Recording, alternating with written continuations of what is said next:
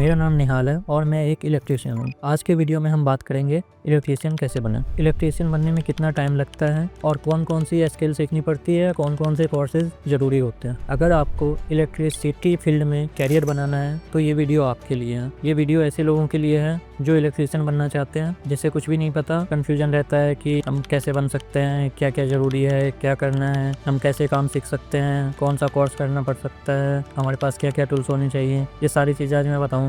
सबसे पहले हम समझते हैं इलेक्ट्रीशियन काम क्या करता है। एक इलेक्ट्रीशियन का जो काम होता है wiring, fittings, switch board connection, lights fitting, fan, inverter और मशीन्स के इलेक्ट्रिकल सिस्टम को इंस्टॉल और रिपेयर करना होता है। सिंपल शब्दों में बात करें तो इलेक्ट्रीशियन वो होता है जो करंट से डील करता है सेफ्टी और स्मार्टली।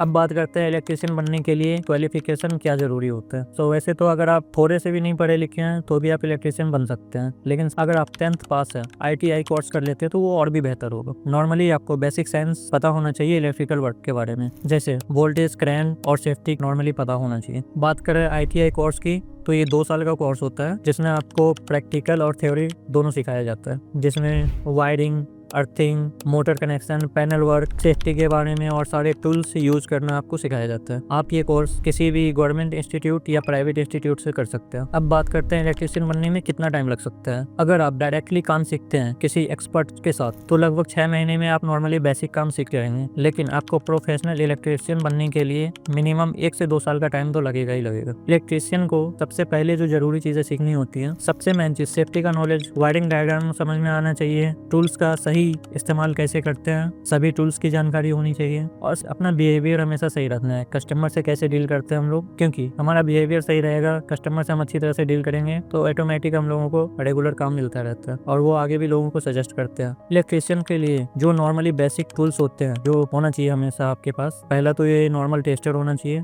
नॉर्मल टेस्टर है दोस्तों, ये सबसे ज्यादा मार्केट में आपको ये टेस्टर नजर आएगा तपाड़िया का। ये प्लायर होना चाहिए, ये प्लायर है।